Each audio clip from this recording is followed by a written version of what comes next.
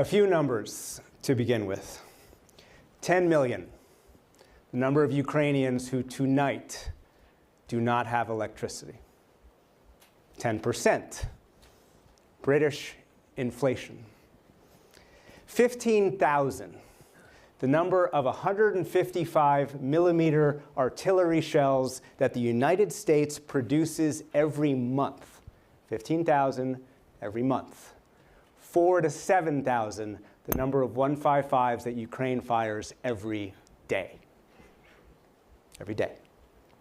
And 91%, the number of Ukrainians who told Gallup that they want Kyiv to keep fighting until victory, and they define victory as re-seizing Crimea.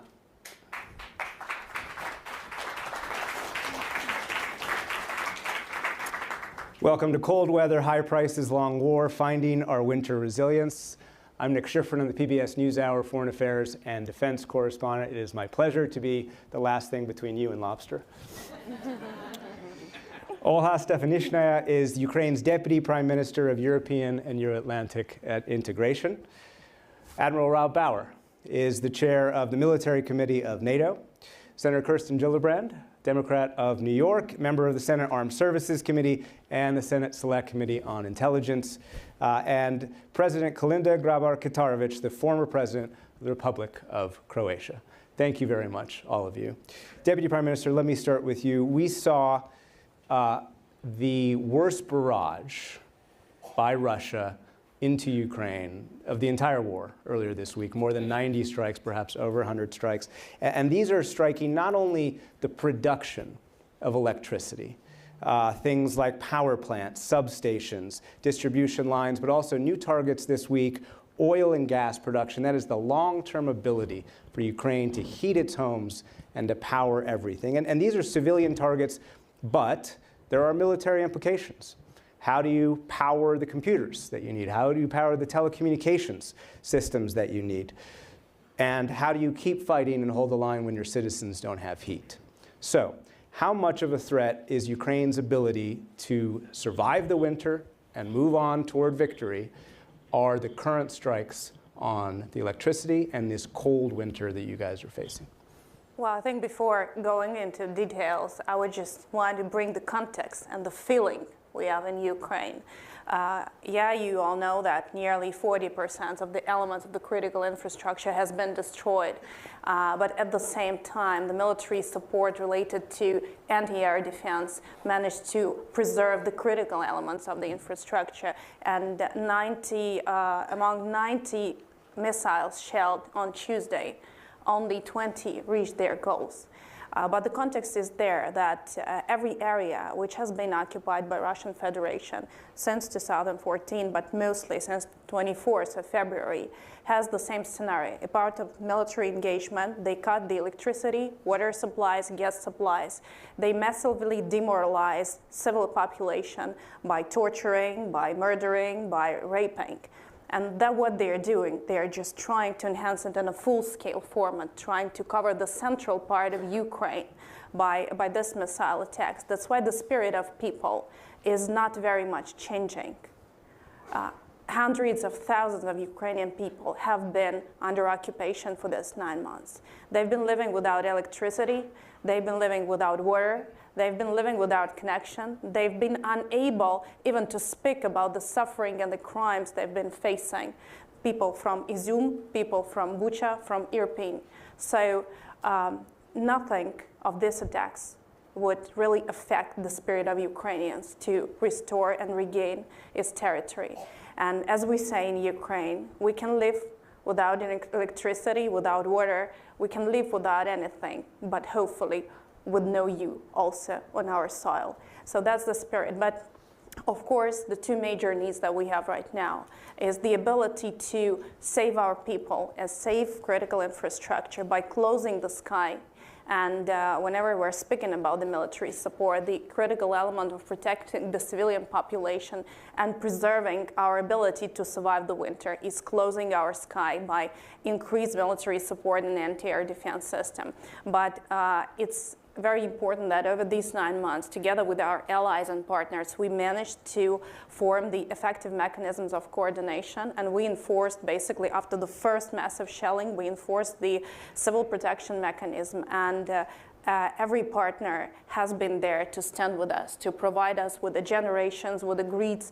The productions all around Europe has started to produce what we need to restore our infrastructure. So we are able to rise from the ashes as a phoenix. And we understand that this is nothing but the targeted attempt, as Russians call in their playbooks, forcing to peace, forcing to negotiations. They are acting under the old playbooks, just thinking that they will be able to demoralize Ukrainian people and Ukrainian leadership to the level which will force us to accept their ultimatums. But what we do in the opposite, we are presenting the peace plan of 10 points. And we're leaving no ground on the Putin ultimatums, and we should be clear in our understanding that this is how it's going to work further. Our plan is there. It has been announced by President of the G20 meeting. It has been reinforced today, and it's backed up by everything we're going to do to restore back the food security, to restore back the energy security around Europe. And I'm happy also that we managed to find the solutions to cut the critical dependence of Russian gas for European countries this year. But ensuring that there is a price cap. This is the real price that Russia would pay, and this is the price that should be paid. And all the other elements which has been identified there, this would be the elements we will be going through while we are fighting. And we believe that this is the only way to think beyond the day of our victory, to think of what world do we want to see.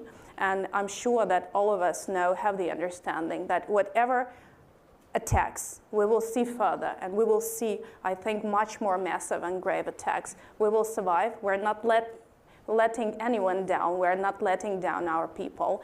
And you're standing strong with us, but we need to plan ahead and plan it together. There's a lot to talk about there in terms of negotiations and peace talks, and we'll certainly get to that, and European resilience. We'll talk about that. But I want to pick up on one thing you said, which is Europe is beginning to produce. Admiral Bauer, as I mentioned, the U.S. produces 15,000 155s every month. Ukraine uses 4,000 to 7,000 every day. We shouldn't say that that's the 15,000. It's not all that's available. Obviously, the U.S. has a lot. Europe has a lot. But it speaks to something about the medium to long-term ability for us in the West to be able to give enough weapons to Ukraine. The U.S. has had to hold back on certain weapons, including additional HIMARS, because it doesn't have enough. And there is some concern that the Ukrainians don't have enough missiles inside those air defense systems. So do you believe the West is where it needs to be on military production to get Ukraine through this long winter?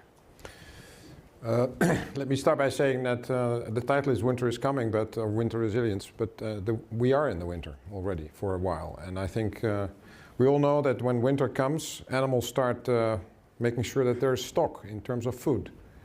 And we have not done that as NATO, as the allies, because we didn't believe it was going to be winter.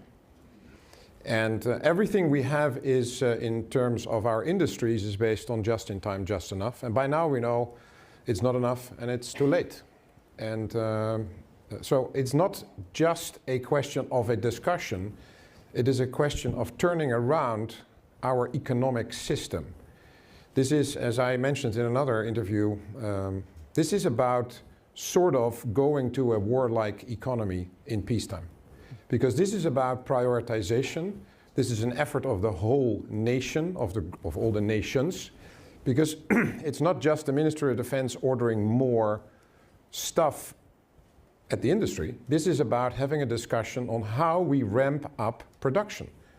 And that is, and there's many weak chains, because it is not just the production lines, it is also the discussion on financing the defense industry, where in Western Europe and in my own nation, there was a discussion on that it was not ethical to invest in defense industry, and therefore large financial investment groups like pension funds, for example, did not invest in defense industry.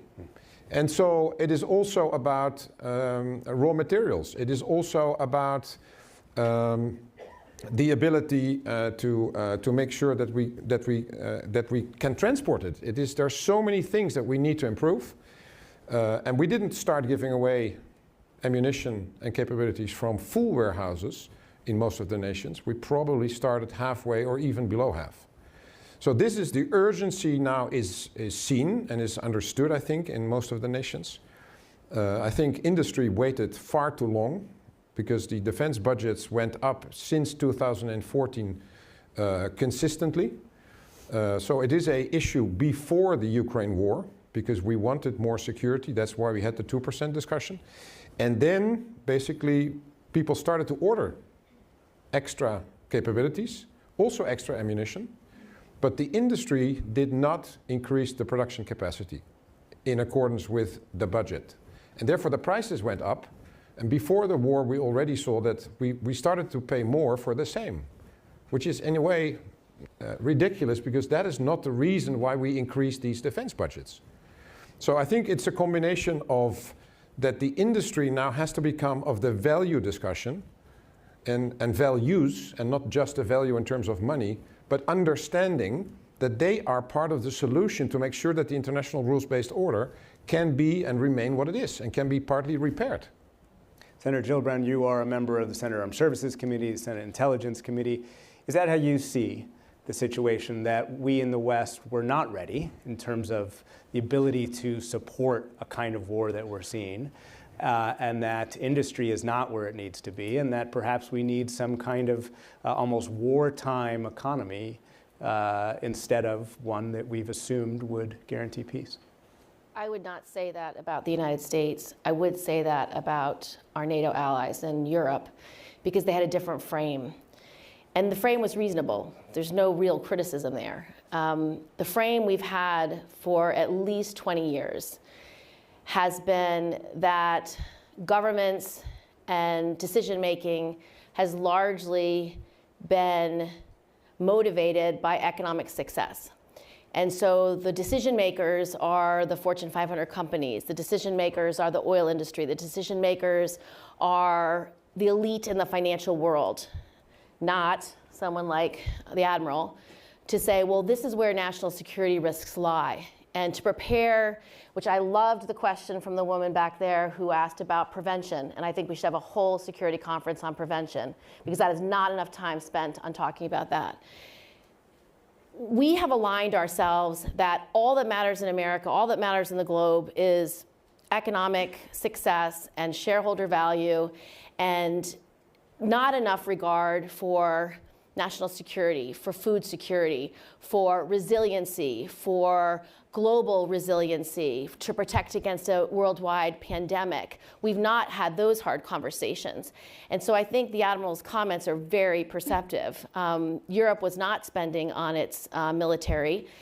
It thought we are post-conflict, which is to their reasonable view. If we are post-World War, post-conflict, then why would you be so concerned about Nord Stream 1 or Nord Stream 2? Why would you be so concerned about using 5G and Chinese networks to build all of the networks throughout Europe? Why would you be concerned? Just lowest cost is the best cost. That's how companies make money. That's how internationalism works. That's why we want these international supply chains.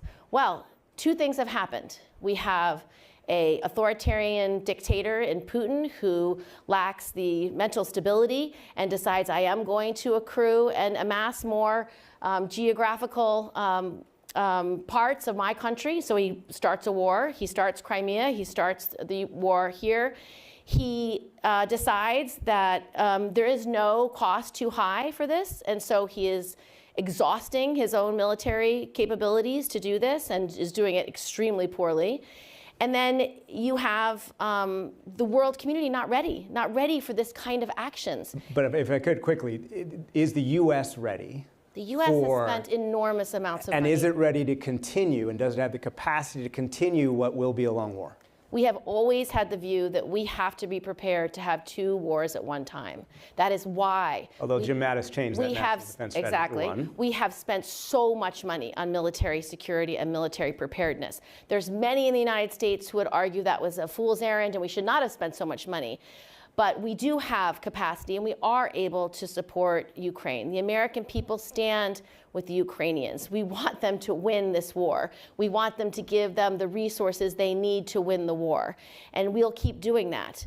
But I don't know that the world community was ready for a land-based war in Europe. I don't think they even imagined it. But I promise you the lessons we are learning today are the lessons we need to know with regard to China, with regard to Taiwan. And if we do not pay attention to how to prevent a war now, we will make similar mistakes. And this is something that everyone here is on notice, that this conversation today is just as important about today as it is about tomorrow. And we need to think about resiliency. And I have a lot of ideas about that we can talk about later. Yeah. Madam President, in 3 weeks, the European Union will do something that it has not done before, and that is ban Russian crude imports. And yet already we are seeing governments who are afraid of inflation, as the video pointed out, begin to look for loopholes. Do you believe that there is European resilience, we know mostly pretty solid, to support Ukraine, but there is European resilience to accept some pain in order to punish Russia for this war, and will that continue? Well, certainly I would hope so. Speaking personally, people in Ukraine are losing lives. We should be able and capable of losing a little bit of our comfort in order to stand up to Russia. Quite honestly, though, I was surprised by the speed and the scope of reaction of the European Union to Russia's open aggression on February 24th.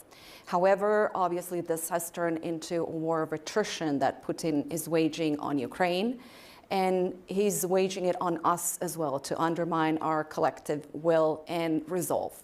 We have seen the weaponization of food, the weaponization of energy, of living costs, global inflationary shocks, and combined with Russia's disinformation and misinformation and the fear of the use of unconventional weapons, it has been creating war fatigue around Europe, the European Union. Now, coming this winter, or we're already in winter, Putin will certainly try to enlist General Winter to aid him in his military campaign. First of all, with targeting the civilian and energy infrastructure in Ukraine, we will see, perhaps it's an ugly term, but I'm speaking from his perspective, weaponization of refugees. Refugees flooding our countries and provoking questions on part of the people. Do we need this? Can we stop this? And then another element will be trying to divide us on the issue of negotiations, promising negotiations. However, we have to be very careful. Of course, we all want to see peace, and peace can be achieved tomorrow, basically, if Russia ceases military activities and pulls out of Ukraine. However, right now, that would basically mean a strategic pause for Putin, for Russia to be able to consolidate their defensive lines in the occupied areas, to replenish the military stocks, to train the conscripts, to continue with misinformation, and also to request the easing of sanctions. Negotiations, of course, are up to Ukraine. And again, we could see the end of the war tomorrow. However, we have to persist, and maintaining that strategic unity of purpose is really the utmost goal. First, maintaining our assistance to Ukraine so that Ukraine prevails.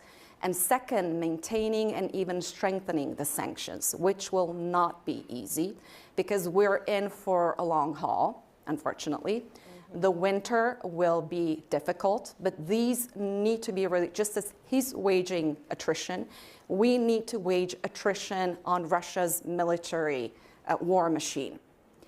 And one of the crucial elements is, of course, energy, oil and gas. It will take a while for Europe to be able to transition. And quite honestly, I'm not as afraid of this winter of 2022 because of the mild weather and the fact that we have been able to stockpile energy and provide for additional resources. I am afraid of next winter of 2023 when those resources will be depleted and we still have not transitioned to renewable energy. Some of our countries have been preparing for this for quite a while, although we did not know that we'll have very little time. Senator Shaheen mentioned that she was against Nord Stream 2, where there were a number of our countries in the EU who also opposed Nord Stream 2 and argued for energy independence for Europe. But one thing is certain, though. Russia has lost the European energy market for good. 75 of their exports, of gas exports, went into the EU, 55 of oil exports. The EU will not be buying Russian oil and gas anytime soon once this transition is over. The U.S. officials who I talked to certainly are very concerned about next winter. They agree with you, whether it's European gas, whether it's food ability, yes, whether it's the coal plants in Germany staying on. And yet, on the same side, I've been to Ukraine 3 times this year and have seen that when Ukrainians pay such a high price, the demand, the resilience equals that. And that's where we get the 90% wanting to re-seize Crimea. But that concern remains in the U.S. And we heard from Mark Milley, the chairman of the Joint Chiefs, 3 days ago. He said this: the Russian military is really hurting bad. So you want to negotiate at a time when you're at your strength and your opponent is at weakness, and it's possible maybe there will be a political solution. National Security Advisor Jake Sullivan visited President Zelensky a few weeks ago and urged Zelensky to reduce his public skepticism about diplomacy and detail what a just peace might look like. Deputy Prime Minister, do you believe the U.S. is concerned about a long winter and is pushing Kyiv to negotiate? We've seen the reflections after the recent visit of Jake Sullivan to Ukraine and all of the elements of the Russian propaganda about U.S. forcing Ukraine to negotiations and whatever that has been evaporated. So it's not part of the discourse, definitely. But there is like a number of standing plank where ready to move on. So first and foremost, we are committed to negotiations. Every war ends up with the negotiations. But it's very clear to us that any attempt to negotiate with President Putin is not a way towards success. This has been a clear message from our side. On the other hand, we understand that there is a number of elements which should be the prejudice to this. First and foremost is the accountability of Russian Federation for the crimes committed, reparations and payment, and restoration of Ukraine's territorial integrity and sovereignty. And this could be the area for discussion. And nobody can force us, literally nobody can force us to anything less than that. And it's very clear, and it's been a clear message to send to everybody, and already reconfirmed by US leadership, by leaders of various allies who are strongest partners of Ukraine. And out of this, we have presented our plan of peace, whereas the negotiations is only one of 10 points.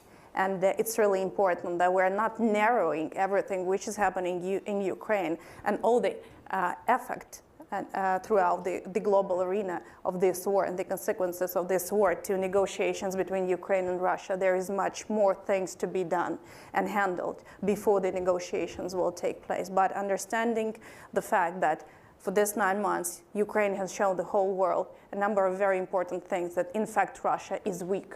In fact, Russia is not the empire. In fact, Russia should be held accountable for everything they are doing, because there is no other way to proceed with any strategic planning further. And speaking about the strengthening defense capacity and continuing with the further military support of Ukraine, it's really important to understand that this is exactly what we mean when we are speaking about the security guarantees for Ukraine. We've been extremely effective together with US, to establish the Ramstein format, to coordinate the military assistance. This has been an immediate and unconventional address to help us survive, to give us all the leverage and time to identify more strategic solutions. But now we understand that ending this war, we should make sure that no other war, no appetite for other war will be there in Russian Federation. And Russia should be targeted now when they're weak, and we should become stronger while we, Ukrainians, are giving you this leverage on the battlefield. And we need the security guarantees by strengthening the defense capacity of Ukraine, by readjusting the defense industries in the allied countries to the necessity to invest in the military engagement in Ukraine. It's really important. And it's not us, it's not the allies, it's not Ukraine who has brought this narrative and understanding and this need into today's agenda. It's Russia who has shown that they can bluntly invade into the other country, but they've been caught into the surprise. We're giving all of us the time to think and to readjust, and we hope that it will not take too many lives of Ukrainians and too much time for us to form the agenda and to make sure that we're stepping up with understanding what the victory is and what comes after. And we're doing everything possible to make sure that we're united in this answer and that the file is in our hands, but not in Russians. Admiral Bauer, one of the words in the title is long war. And as we are hearing, Ukrainians are determined to keep fighting. There is concern in the West that that means a long war, given that Russia has now probably assumed positions that it can better defend now that it's left Kherson. And as the war continues and as Ukraine continues to have success, there has been a lot of concern about escalation. The US has taken pains to keep lines of communication open. You've done the same. You do not have an obvious Russian equivalent, but your closest would be General Gerasimov, Valery Gerasimov, the chief of the general staff. You tried to reach out to him in May. Did you also try and reach him a few weeks ago? Did he not reply? He didn't reply to General Milley. Are you concerned about escalation as this war continues, given that it appears the Russians are not willing to pick up the phone? Let me first say something, because the Vice Prime Minister said something very important, and that is, and Madam Zelenska said it as well, the Ukrainians are beyond fear. And I found it a very telling sentence, because it means that the Ukrainians basically say to the Russians, whatever you do, we will not stop defending ourselves. And I think that is an example for all of us. And the reason why I'm saying this is because the Russians have the same problems as we have in terms of their stocks. So it's not that we are unique. And the good thing about us, it's not only the West against the rest. We're talking 50 nations in the Ukraine Defense Contact Group. 50 nations of the world, if they combine their forces, if they combine their industrial capacity, if they combine their, their creativity to come up with the answers that are necessary in terms of to continue to supply Ukraine and ourselves, because it's two issues at hand here, then I strongly believe that we have the better cards as the 50 nations, because we have the money, we have in principle the capacity to do it, but it is a question of will, and it is a question of focusing everything that is necessary on this problem. So that's one. With regard to Gerasimov, I reached out to him now 3 times. The first time he basically said, I have something going on in Ukraine, and once that is settled, I come back to you. That was before February 24th? Yeah, we're now in the 9th month of the 3-day war, so it didn't go that well. And the second time he basically didn't reply, and now he sent me a letter back saying basically, I agree with you that it is important to have mil-mil contact, but NATO is part of the problem. NATO is part of the conflict. And when did he send that letter? Say again? When did he send that letter? That was about maybe 3 weeks ago. So there was an answer, and basically he's open for discussions, but that would mean that we would have to back off, and that will not happen. So everything we see, and what the concerning thing is that when people reach out to him, like in the situation in Poland, there was no reply.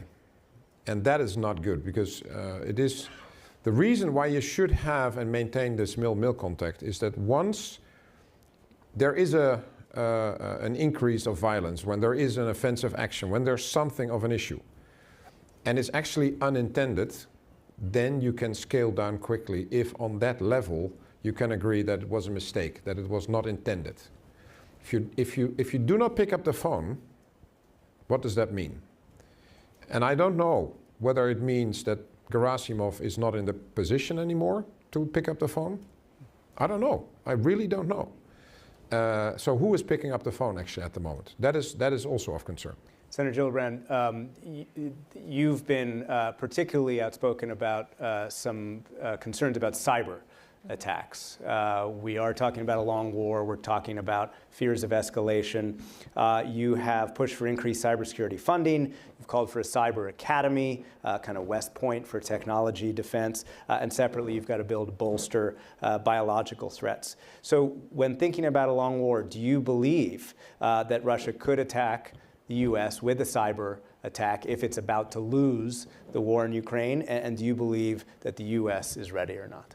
Well, certainly Russia already has been attacking the U.S. Microsoft said that the increase of attacks by Russia, China, and Iran has gone up exponentially in the past several months.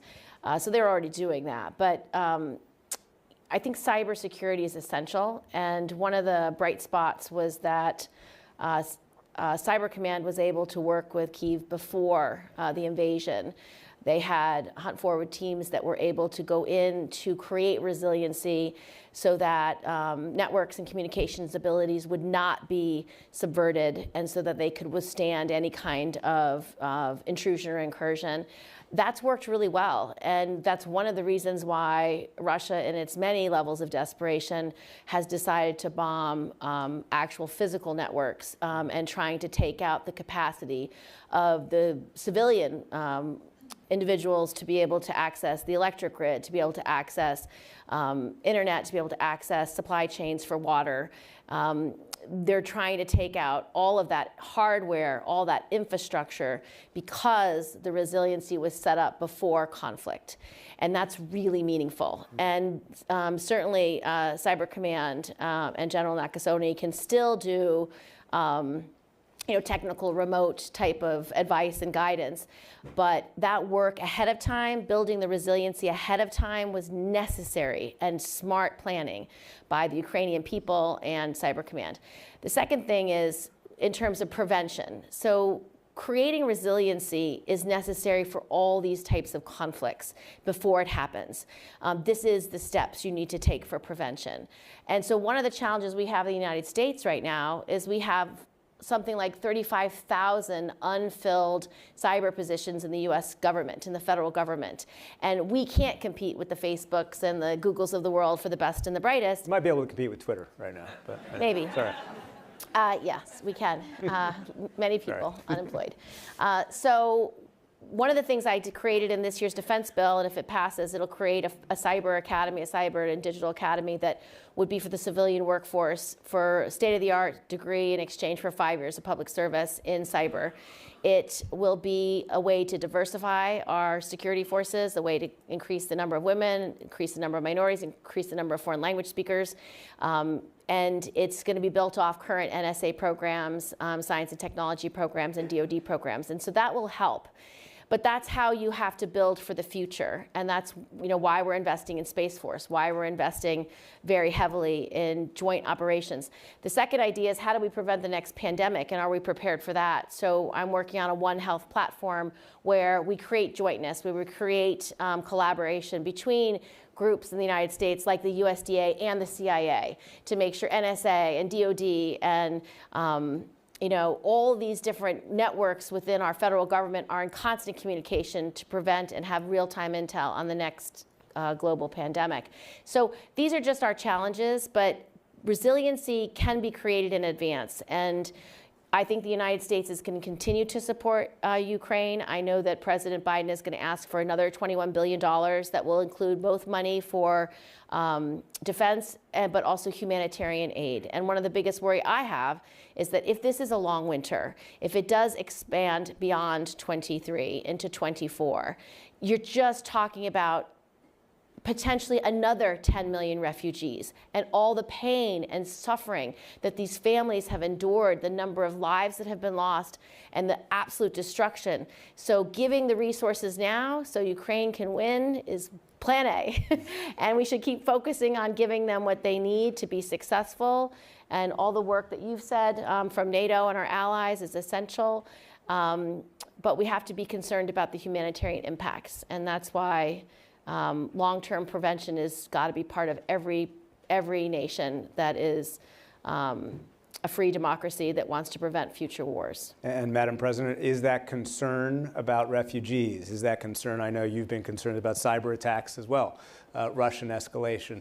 Do you believe that that concern will constrain European support if we are talking, as the Senator says, 2023, 2024, and beyond in supporting Ukraine? Well, so far we've seen a lot of empathy around Europe and around the world with the plight of refugees from Ukraine.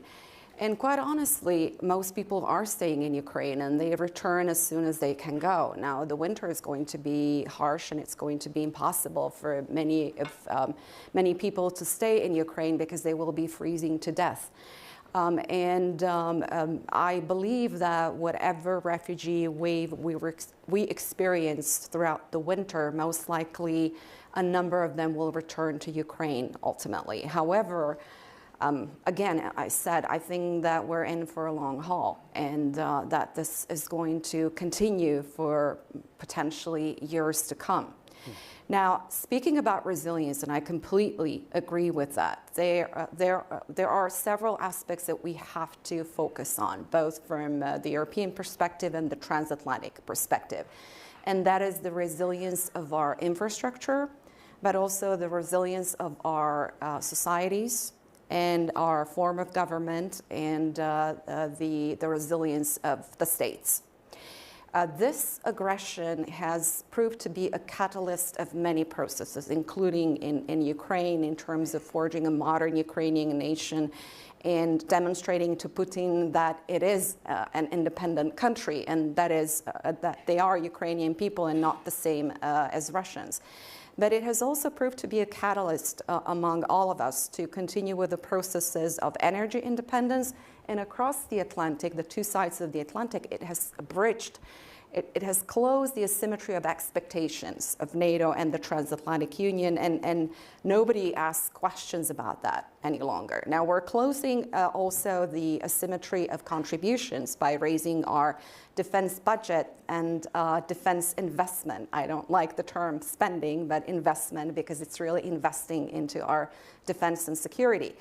However, there is a huge gap that we need to close, and that is the asymmetry of capabilities. That is only getting bigger because of the war effort in Ukraine and the stockpiles that we have mentioned, so they need to be replenished. But also, we need to go through a lessons learned process. We talk about training and equipping Ukraine and Ukrainian military. Well, there are a lot of lessons learned that we can now things that we can learn now from Ukrainians and the Ukrainian military. We have tested the weapon systems, and it's time to coordinate the defense budgets to fill those crucial capability gaps, to coordinate defense plans, defense planning, and to look at the way that our capabilities have performed in that war. Because the biggest deterrent, of course, remains the strengths.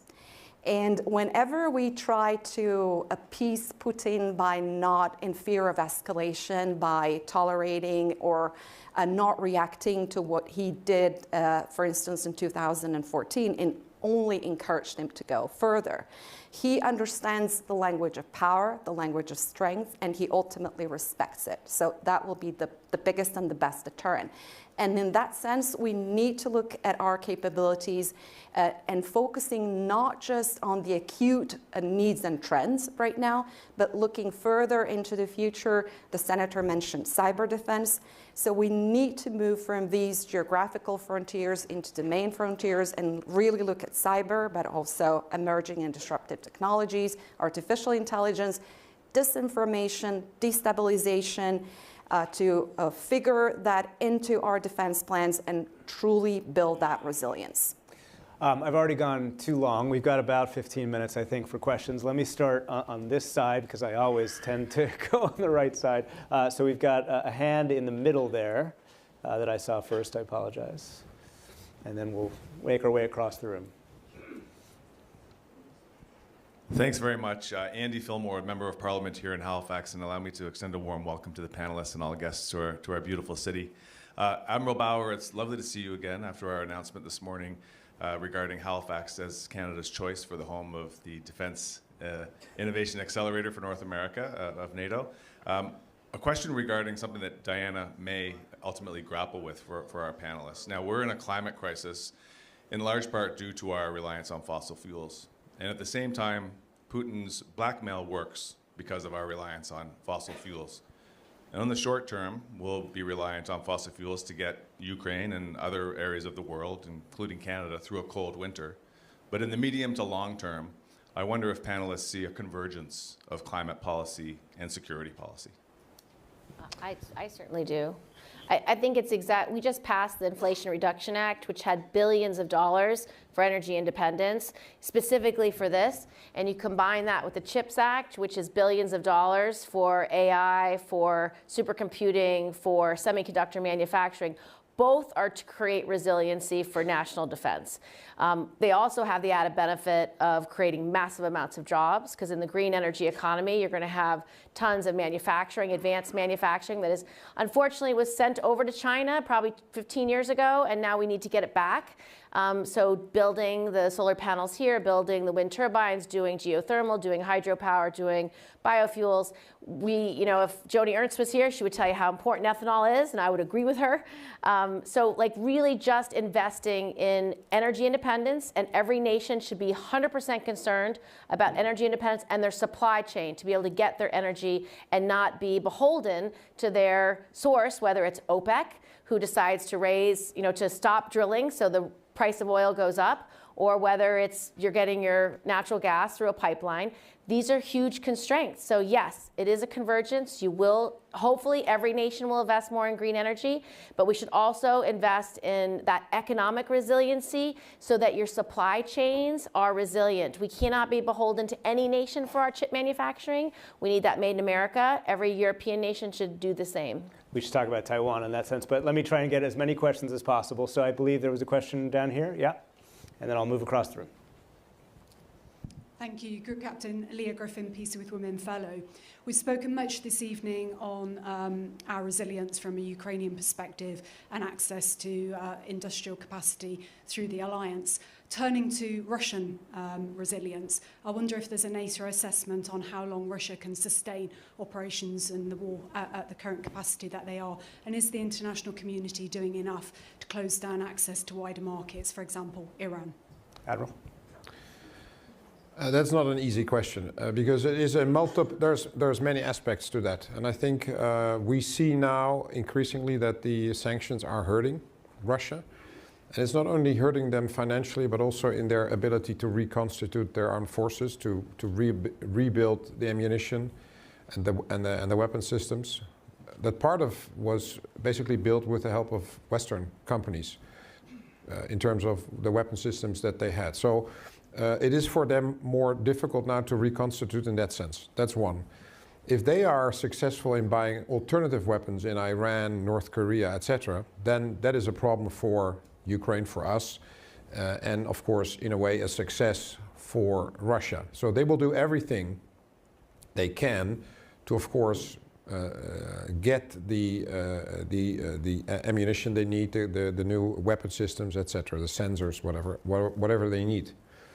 So it will be, in that sense, a game in a way to look at what is working for them, and then to respond on that, as the president said, to maybe new sanctions if that is necessary, to cut off an ally that is found by the Russians and that is partly running through the Western world, or the 15 nations that are participating in this. Sean, right here, right behind you. Yeah, right there, Sean. Hi there, Ishan Tharoor, The Washington Post. I'll keep it really short and quick. In your view, and I suppose this is a question for Senator Gillibrand and Madam President, how long can the political consensus in the West hold over Ukraine? You've seen in these elections that we had recently in the US, pretty strong rhetoric coming from certain corners of the American political system, voicing a kind of skepticism about American commitments there. That similar tendency, of course, exists in Europe as well. Is this a phenomenon of these set of politics, the nativists, the skeptics, that you're worried about as the months go on? Let's try and do two quick answers. Madam President, why don't you start, and then Senator? Well, it would be incredibly hypocritical of us to deny Ukraine the right to self-defense and the right to the freedom of the choice of their own future. So yes, there will be disagreements, but we don't have a choice. We have to persist, because this isn't just about Ukraine. It's about protecting the rules-based international order, our values, and for liberal aligned democracies to stand up to any bullies who try to break the rules.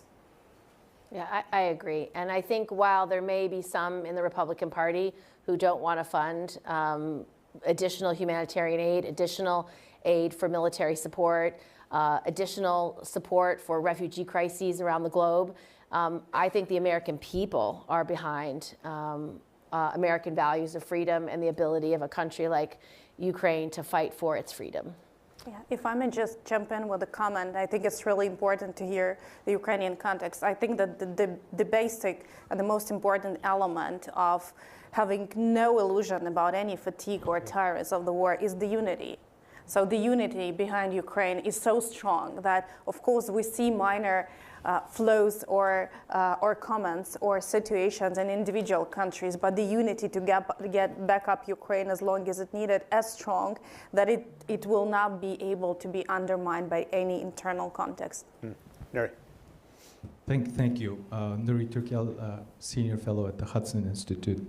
Senator, you spoke about the prevention aspect, and you also spoke about the weaponization of food and energy.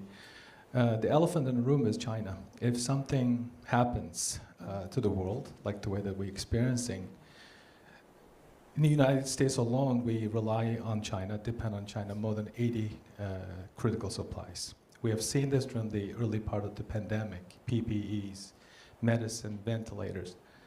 What lesson that Europe and the United States should learn from this energy crisis or weaponization of energy? And what can we do to prevent us becoming reliant or losing people and boxing ourselves in, God forbid, but if any conflict occurs with China? Well, I think it is a very clear lesson learned that countries must have supply chain integrity. Countries must have energy independence. They must have food independence, food security. I think globalism, as I started, is easy if you're a multinational company who just wants to make more money. It is not easy if you're dependent on China for your supply of milk. We saw what happened in China when their baby formula was poisoned. We have to create supply chains within our own nation to make sure our food is secure, to make sure we have food production in every aspect of the country, so that no one area is the only fruit basket or food basket or bread basket. We see what's happened in Ukraine. The bread basket of Europe under assault, can't export its grain. We saw the impact that's having on countries that bought that grain, whether it was in Africa or South America. It's devastating. So food security is a national security priority.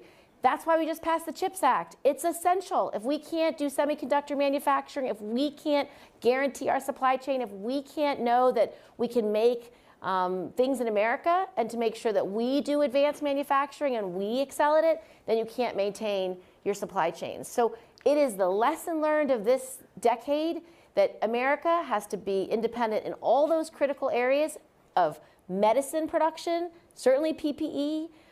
It's one of the reasons why we just invested in getting the cost of medicine down, because again, these are national security priorities, and everyone is reframing how they think about the world because of these authoritarians that are rising around the globe.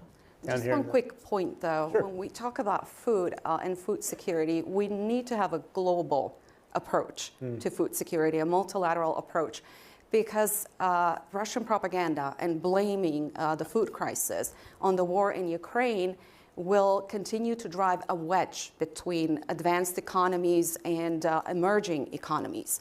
So we have to be very careful about that. Yeah. In order to be able not just counter disinformation, but really prevent famine in many parts of the world, we have to act now. Yeah, 345 million face food insecurity around the world. That is double what it was. But that's why production needs to be global. And so I was just in Puerto Rico. They've never invested in agriculture because they were always importing it. The United States could just send cheap food, quick, quick, quick. Well, after a storm, when everything's destroyed, they need to reinvest now in those things so that they can have that ability, and that's going to be true for Africa as well. Yeah, down here in the front. Nancy Southern, Chair and CEO of ATCO here in Canada. Admiral, you spoke about stockpiles and the lack of resiliency and preparation for what we're facing right now and the potential to have a very long war. In former times, policymakers requested factories and manufacturers to retool, to assist in developing enough supplies for our military actions. We currently, and you mentioned, an unethical approach from financiers to be able to do this right now. The same thing with your oil and gas. It is unethical, according to financiers, to invest in oil and gas production, which we may need significant supplies for if we go through the next winter, as Madam President had mentioned. I just wonder how you see countries coming together through the Allies and through NATO in trying to come up with policy to address supply chain for your immediate. Yeah, I think what we see through the Ukraine Defense Contract Group is that on the political level and on the military level, these discussions are now being held. We now see also that, for example, the directors for material in the NATO nations convene, start talking to each other about how to improve the discussions with industry and how we can help each other. Because one of the things that we see from the Ukraine Defense Contact Group is that it's not only about production capacity, it's also about being creative in finding, if nations start looking around in their ammunition warehouses, for example, you might be surprised that you find ammunition of weapon systems you don't have any longer, but are now being used in Ukraine, and so you can give away something that actually is not hurtful to yourself, and that sort of thing is happening as well. So it is a wider discussion than just the production capacity, but the only thing that I hope is that we now see more and more, because it's also about mobility, it is about transportation, it is about the cyber security. So there's so many areas where we need to work more together in our nations instead of looking at ourselves. So if that is the lesson we can really learn out of this, then in a couple of years, it will not be immediate, but in a couple of years, we will come out of this much and much stronger. So I apologize. I was going to get two final questions, but I'm being told I'm out of time. So I think it's perhaps the right decision to give Deputy Prime Minister, we're talking a lot about Ukraine. You have the last word. Just take 30 seconds and get us to dinner. I'll try to be really short, as I feel in the circle of friends and good allies here. So these 9 months of war has shown many things that we are strong about, but also many things that we're weak about. I'm sure that when the war is over and Ukraine will win, we will show all our strong parts again. We will align defense and climate policy. We will make sure that everything is financed, Ukraine is rebuilt, and Ukraine is part of EU and NATO. And these would be the easiest solutions to take, but there is a plan A, and it's about tough decisions. hard decisions, complicated decisions. We all should be paying. We're paying by these decisions with our lives, with our commitment. You're paying with your money, with the crises, and with the multiple problems we should solve. So, and whenever we're talking about unethical or ethical context, it is not us who has been put into this context. It is not us who are the cause of this context. It is Russia who has been given the right to think that they can act this way, that they can start the full-scale war. And this is the consequences of our mistakes, of our messages we were sending to show that they thought it is possible. So I think that plan A is to win, to take all the possible ethical and non-ethical decisions, nice or not nice one, to make sure that we are capable to defend ourselves as a country. We're capable to defend and protect ourselves as a secure Europe, able to build a prosperous future without being able to show any other country that they can act this way, and they show example to the others. So we need to win. We need to make sure that we are strong, and we need to finance our defense industry to make sure that we are strong.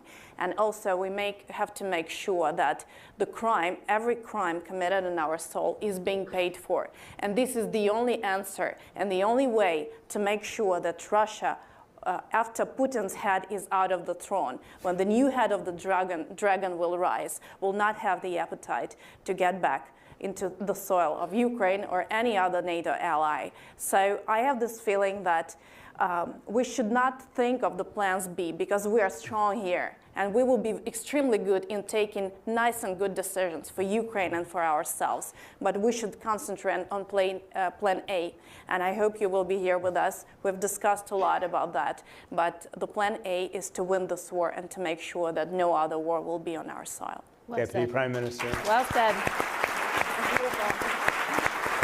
Deputy Prime Minister, Senator, Madam President, Admiral, thank you all very much. Thank you very much. Thank you very much.